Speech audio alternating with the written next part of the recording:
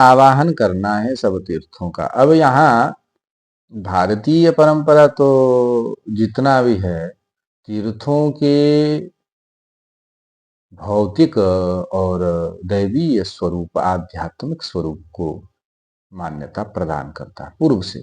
हमारे लिए नदी एक जल का स्रोत मात्र नहीं है, हमारे लिए नदी साक्षात देवी है, भगवती है, माता है।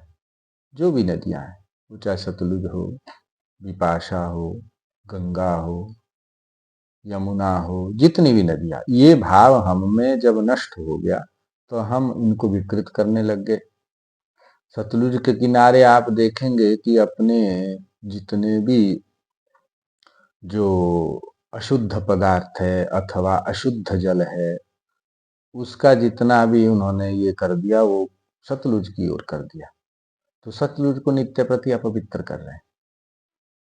तो वो जो है क्यों अपवित्र हो रहा है? मातृत्व भाव नष्ट हो गया। मातृत्व भाव क्यों नष्ट हुआ? शास्त्रों से दूर हो गए। मातृत्व भाव कौन सिखाता? शास्त्र सिखाता, और तो कहीं है नहीं। विद्यालय में कोई व्यवस्था नहीं है ऐसी कि प्रकृति प्रेम से संबंधित ऐसी भी विषय हो, ऐसा कुछ है नहीं। तो मातृत्व भाव, प्रकृति के प्रति इस प्रकार के मातृत्व और उनकी भगवत्ता का स्वरूप केवल शास्त्र बताते हैं। हमें जो है ये नदी है, इससे जल लेना चाहिए, इसलिए बिजली बनाओ, इसमें जो है जितना भी अवकर है, कूड़ा करकट है, वो डालो। ये जो है उनके अभाव से ऐसा होता है। शास्त्र के अगर ज्ञान होगा तो क्या होगा कि नदी इत्यादि माता है, इनको अबाध रूप से, अर्थात कोई बाधा नहीं करनी, डैम बांध इत्यादि नहीं करना, इनको बहने देना चाहिए।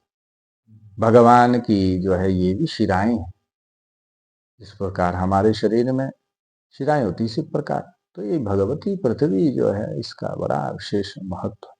तो ये जब हम अपने शास्त्रों से दूर होते तो ऐसी स्थितियां होती है, इसलिए हम प्रकृति को जो है विकृत कर रहे हैं। इसलिए इसमें बहुत ही आध्यात्मिक भावना रहती है। इसलिए कल वहां तीर्थों को भी उनका आध्यात्मिक स्वरूप मानते हैं, उनका आवाहन करते हैं कि वो आए और इस कलश में विराजमान हो जाए।